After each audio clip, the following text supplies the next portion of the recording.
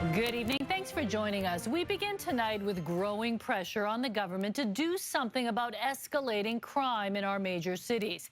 Innocent people are being attacked by people they don't know, and critics say criminals are being released too soon after being arrested.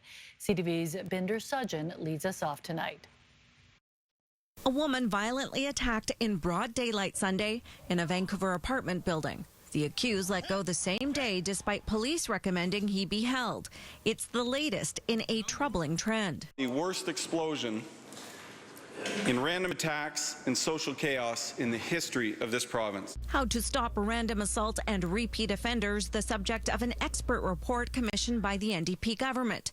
It was released without fanfare on the weekend and has some startling findings. If the NDP actually cared about the victims of prolific offenders, they would give prosecutors and police the tools to do their jobs, tools like being able to enforce release conditions. The authors note a recent federal law is leading to more offenders than before being released on bail.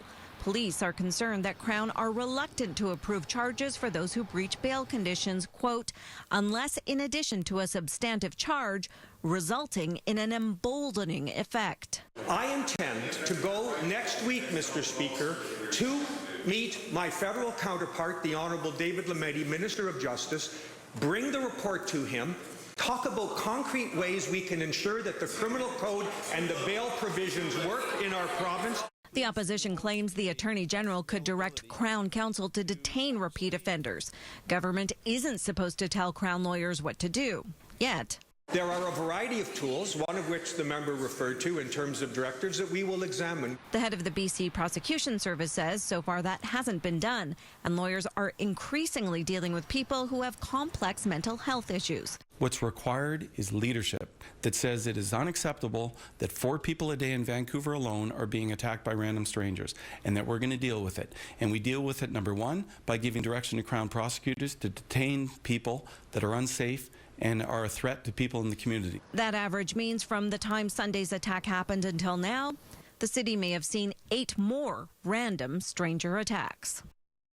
So the concern here is that some repeat offenders are breaching their bail conditions and feel like they're getting away with it because no charges are laid. They are then back on the streets. Now, in one incident noted in this report, one individual who is allegedly involved with a random assault was released, and according to caseworkers, just a few days later, almost killed someone else. Meej? Thank you, Binder. Binder Sujin reporting live tonight from Victoria.